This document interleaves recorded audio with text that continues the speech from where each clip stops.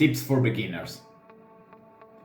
If you're a guy that wanna start freediving, has zero capacity, is in love with the sport, but he's starting from zero, and you want to improve your breath hold, your apnea capacity, you would like to learn how to go deep down into the ocean or hold your breath longer at the pool, this is all you should do.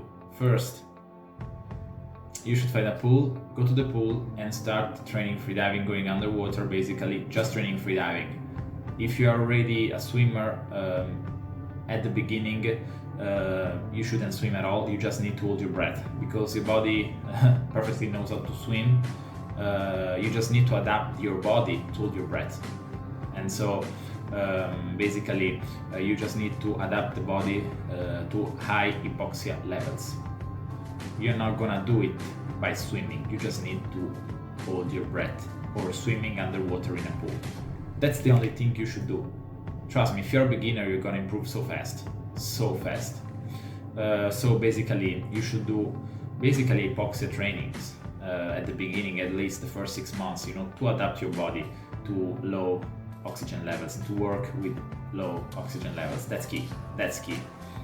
It's absolutely important for you to do it, because your body has never done that before, so you need to adapt it, to make it adapt to low levels of oxygen. How are you gonna do that?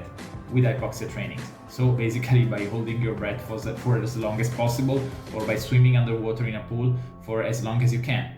You can do it in dynamic, so by swimming for as long as possible, or in static, by holding your breath for as long as you can. Do it for the first 6 months. Try to push everything. Make sure there is a guy that is watching you in order to actually controls you, and so that he can actually make safety to you, and so that you are not alone. But at that point, once there is a guy watching over you, well, just push.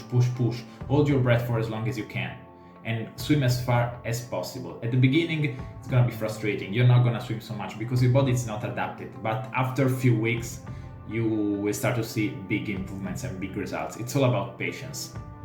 You just need to do hypoxia. Basically, try to hold your breath for as long as you can. Try to swim as long as you can, as far as possible in a pool, in a 25 meters pool, in a 50 meters pool. Do it both these trainings, both. You need to hold your breath static for as long as possible, to swim as far as possible in a 25 or 50 meters pool. That's key. Repeat this for 2-3 months. You will be shocked of how much you're gonna improve your apnea capacity and your breath hold capacity.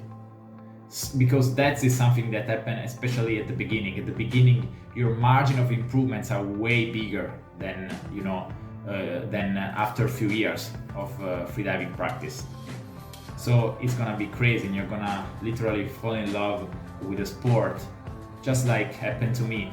If you actually do these exercises, if you do hypoxia training levels by holding your breath for as long as you can, or by swimming as far as possible in a swimming pool.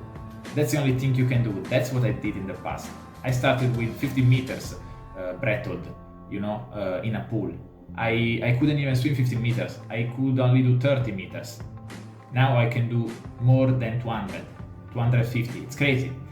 After, of course, 10 years of training, but the first year was the big, massive improvement year.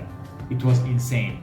I started with less than 30 meters. After 1 year, I was already 75, which is more than the double distance I could do at the beginning. And how I did that? Just by going to the pool, static apnea, holding my breath for as long as possible, finish. Or dynamic apnea, going in the 25 meters pool and swimming as far as I could. That's it. Do that for 3 times a week, and then, man, after 2 months, you will start to see drastic improvements. You will be shocked about that, because you will feel that your body is literally adapting itself to low hypoxia levels.